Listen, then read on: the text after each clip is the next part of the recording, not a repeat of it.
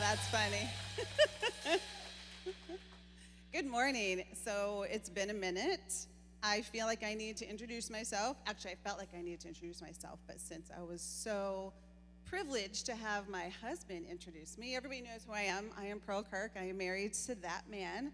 So when he says my name or he talks about me, now you at least have a face to go with the name.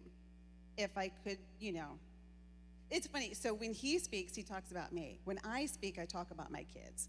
The boys are like, could you just not bring us up in whenever you share something, don't tell everybody what's going on in our family. But it's just we're moms. This is what we do.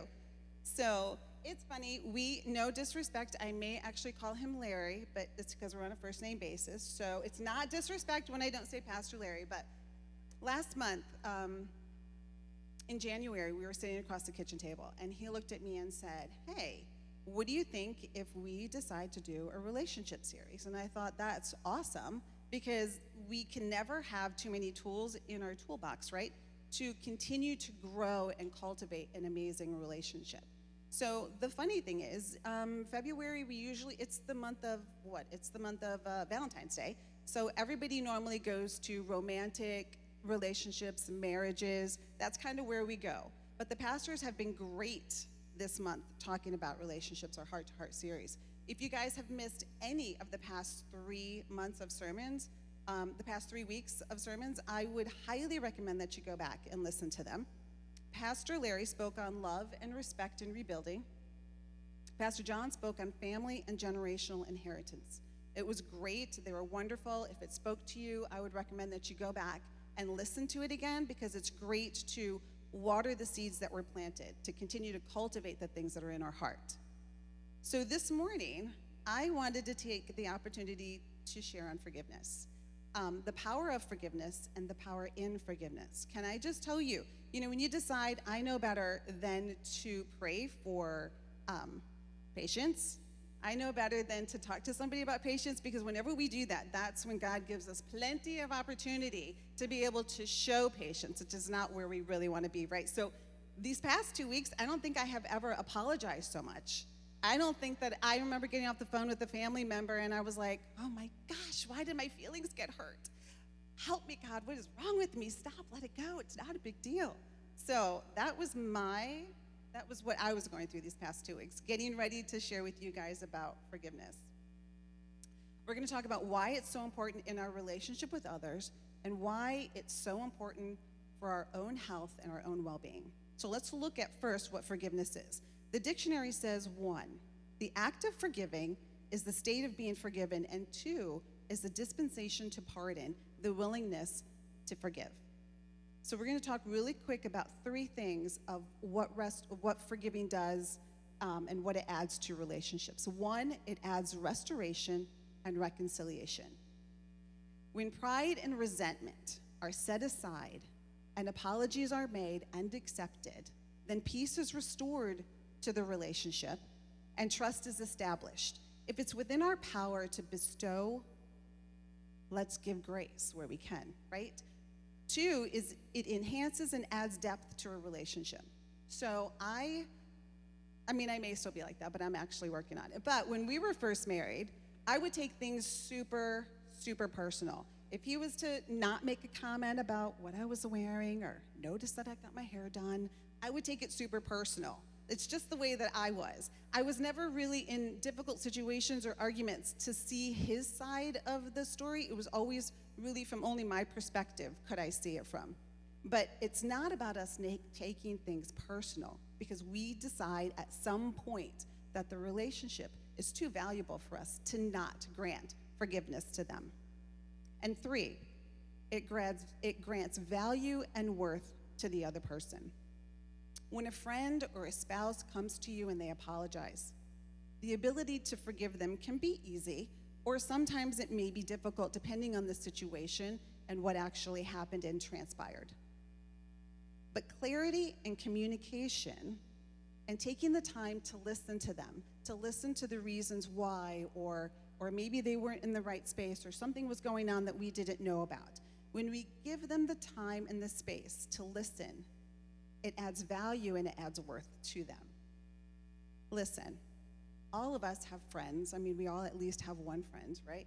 We have a parent, a father or a mother, or we have somebody that's in a parental role.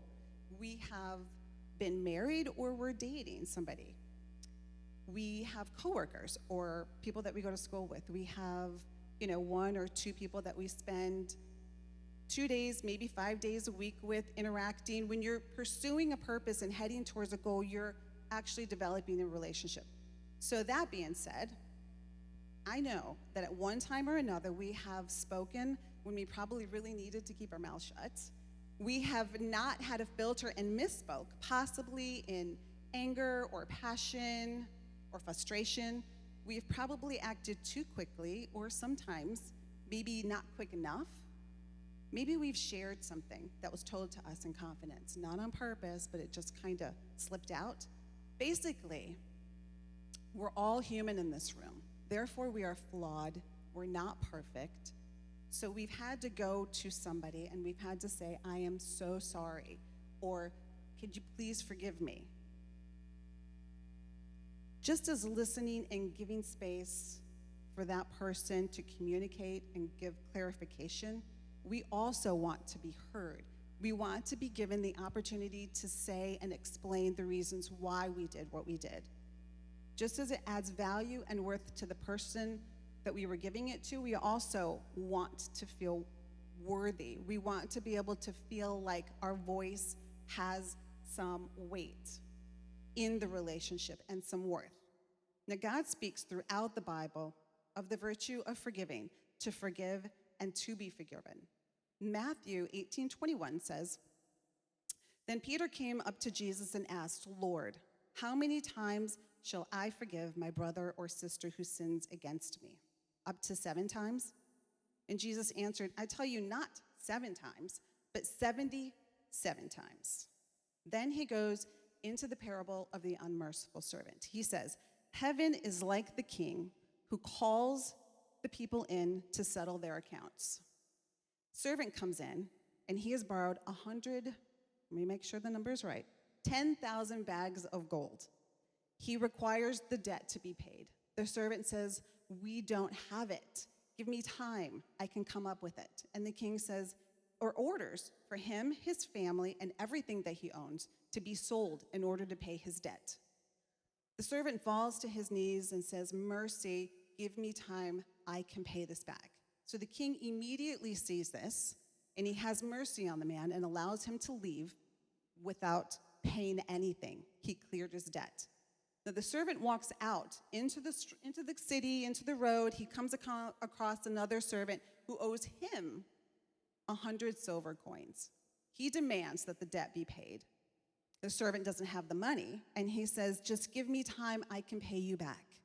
And the servant says no, has him thrown into prison until the man can pay. Now the king heard of what happened, and he was enraged, thinking he was forgiven so much, and he couldn't even go out and forgive just a little. So the king had that servant thrown into prison, and it said tortured until he could pay back his debt. Jewish tradition valued forgiveness. Now, you have to think, when Jesus was there speaking to his disciples and telling these stories and teaching, there were other teachers and rabbis at that time that would only allow 3 occasions, or they would say, oh, you're only required to forgive 3 times for deliberate sin. Because for them, they thought after 3 times, they doubted the sincerity of the person asking for forgiveness. It's kind of crazy, really, when you think about it. Us as humans, what we tend to do is we tend to take God's words and filter it through what we think and what we believe, and it totally changes what God is saying. Now, as a parent, right, we teach our kids to approach a situation where they're wrong. So basically, when Garrett was in elementary school, if he's on the playground, I saw him, go up and hit another student or another kid, or Bryson bullying somebody, not that they do, not that they did, but we would always teach our kids to take responsibility for their bad behavior.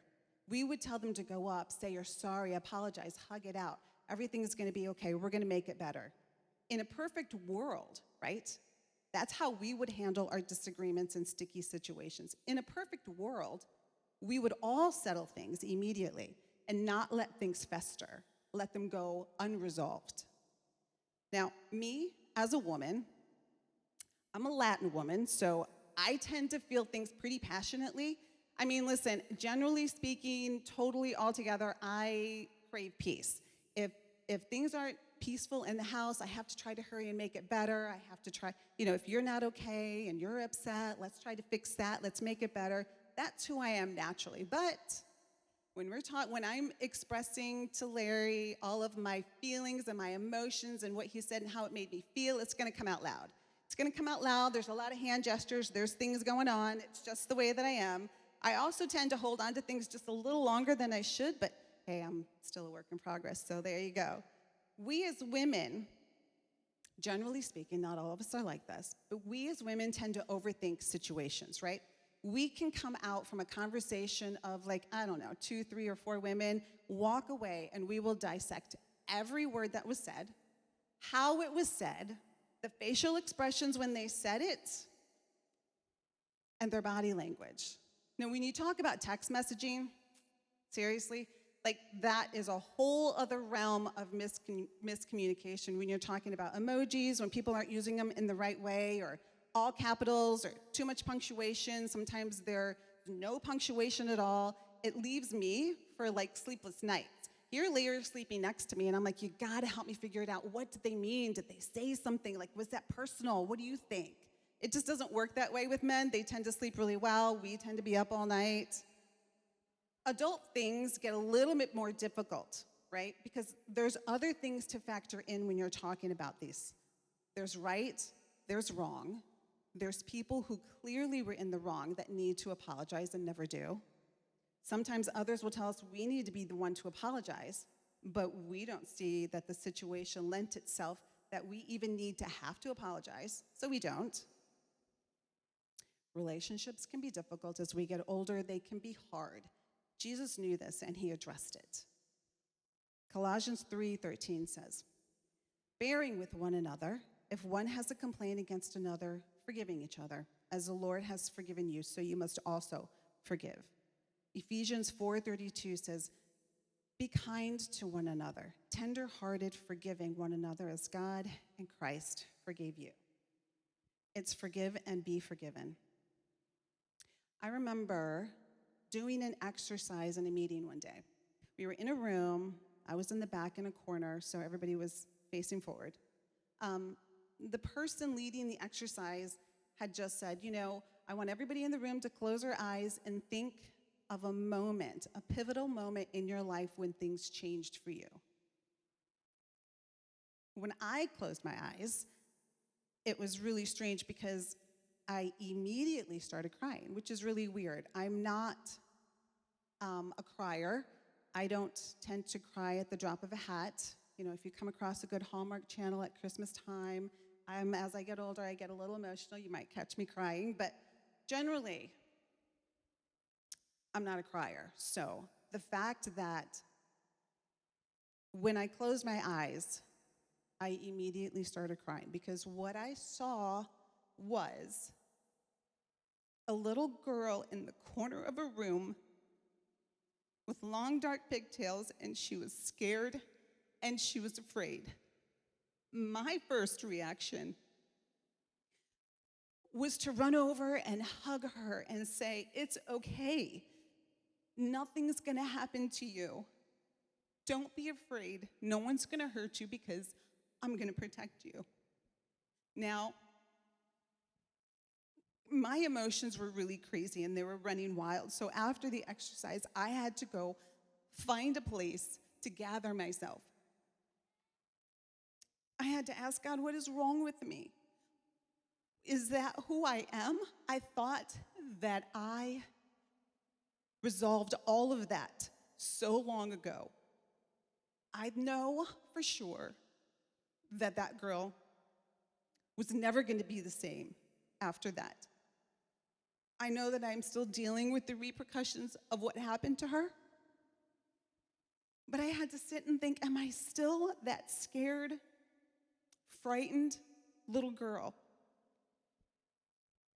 I think it's amazing. Some people can come up and they can hand everything over to God and they get instantaneous healing. They get freed from bondage immediately, and that is awesome, and that is amazing, and that is wonderful. But for the majority of us, it's a long, hard road that we choose to walk out each and every day. We choose to step out and say, God, I'm going to walk out my healing today. It's just something that we decide to do, and God meets us there. See, forgiveness is a gift that we can give to someone who has asked for it in earnest. Forgiveness is a gift that we can give to the person who's hurt us with their betrayal, or a spouse who broke our trust, the friend who possibly shared something that we entrusted to them in confidence, to the parent who spoke something over you over and over and over again until you got to the place where you believed these things about yourself, to the coworker who took credit for something that wasn't theirs, to the person who made the girl scared in the corner, to the person who never even asked for forgiveness because they may not even deserve your forgiveness, right? Forgiveness is not just for the person that we are giving it to. The biggest part of forgiveness is what it actually does for us. Because the minute that we forgive and we truly let go is the minute that our healing can happen. Jesus knew this, and I love how the Message says it. At that point, Peter got up the nerve to ask, Master, how many times do I forgive a brother or a sister who hurts me? 7? Jesus replied, 7? Hardly.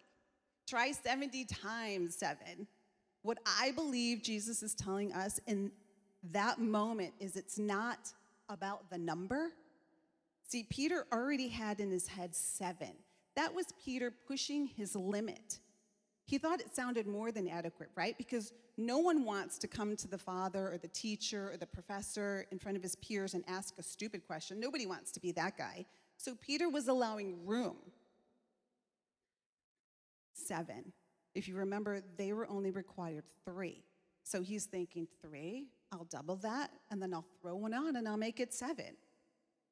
It's not about us making a tally. It's not about the person sitting in prison marking off the days until they're free and they're able to get out. When we feel like, okay, now I'm going to hold it because I justified in keeping this offense or this hurt. Jesus knew it's all about the damage that it does to us by holding on to unforgiveness. The power in forgiveness. It's the power in forgiveness. While early research focused on forgiving others by individuals, new areas of research are starting to examine the benefits of self-forgiveness. Listen, sometimes forgiveness is something that we actually need to give ourselves. Sometimes we need to give ourselves grace. You have to think, are you continuing to make yourself pay for a mistake, for a bad decision? Okay, maybe a few bad decisions. Maybe back here somewhere, you should have made a right, but you made a left. And so you find yourself in difficult situations that you could probably have avoided had you made the right decision. Shame is not the place that God wants us to live. It's where the enemy actually wants to keep you. Because if he can keep you in unforgiveness, then we will forever be ineffective in our life, walking in the wasteland of self-deprecation, regret, and living in our past, never fully getting resolution, clarity, or freedom for who we are. Hanging on to forgiveness when we can give it is also the thing that can dismantle, erode, or break apart relationships. We can also self-sabotage. Listen, we can be our worst critic. I don't need Larry to tell me all of the things that are wrong with me. I don't need him to tell me all of the things that I need to work on, because you know what? I can do that to myself. Forgiveness is a gift that we give ourselves. It is a deliberate choice to extend grace even when it's difficult. There are so many examples in the Old and the New Testament of forgiveness. There's a prodigal son, which is a beautiful example of a father's forgiveness of his son, of a son who walked away and chose to live his life of selfishness, making his own decisions until he gets to the end of himself and wants to come home, and his dad welcomes him with open arms, saying, "Come home, I forgive you." Joseph is an amazing story of a man that was able to forgive his brothers for an awful, horrible betrayal that led him down years and years of difficult times. He was able to repay vengeance with benevolence. And then there's our ultimate example of forgiveness. Jesus came to earth to reconcile us to him, to forgive our sins. Even the most heinous things can we do if we come repentant, surrendered in our heart. He promises to forgive. He came to reconcile humanity by giving his life on the cross. Sometimes the thing that we hold on to is the one keeping us from our breakthrough. Listen, if we are in a posture of holding something because we're picking up along the way, I'm going to hold this. They said this about me. They hurt my feelings.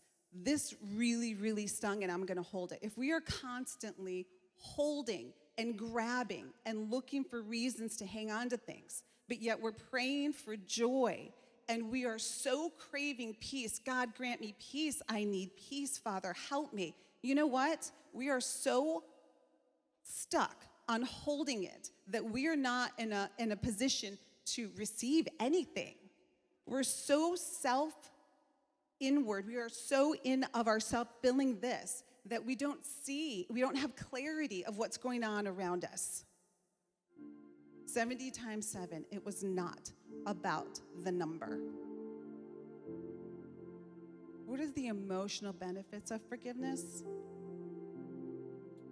Forgiveness offers many positive psychological developments, such as reducing unhealthy anger, repairing potentially valuable relationships, growing as a person, exercising goodness in and of itself, no matter the response.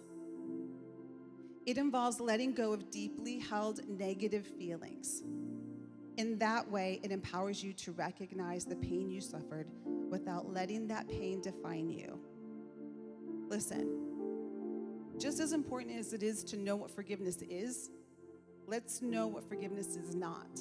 It is not condoning bad behavior.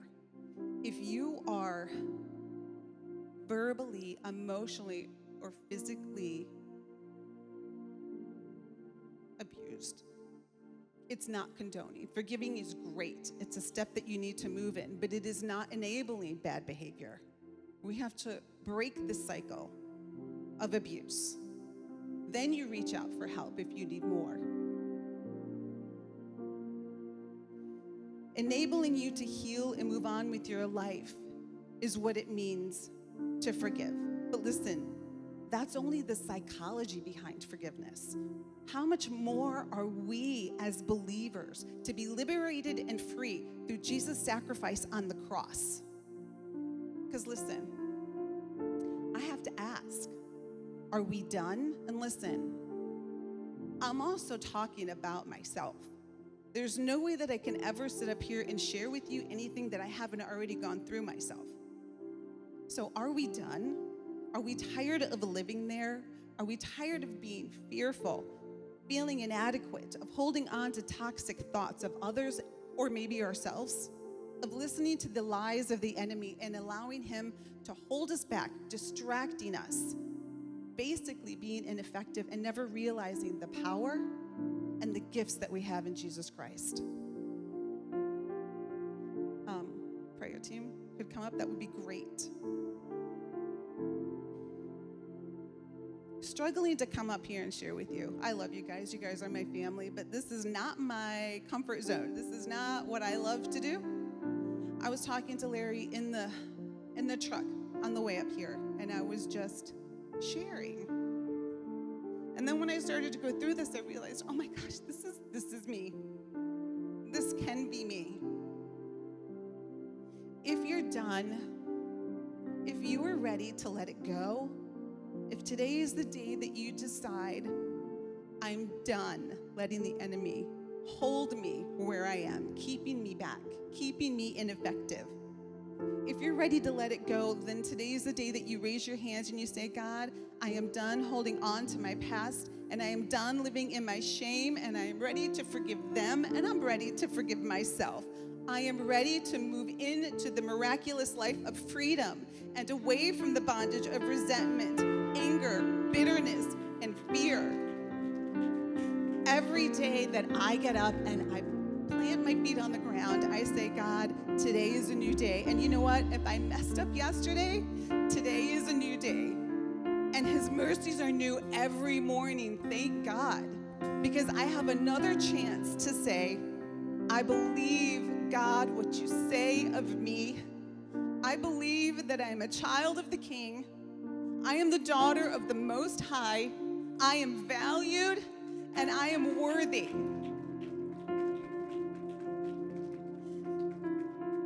Worship team is going to lead us in worship. If you want somebody to stand with you, to just be with you and to help you pray yourself through, if you feel that you need to forgive or to forgive yourself, if you're ready to move on into where God wants us to be, come on forward. They're here and they're waiting to pray for you.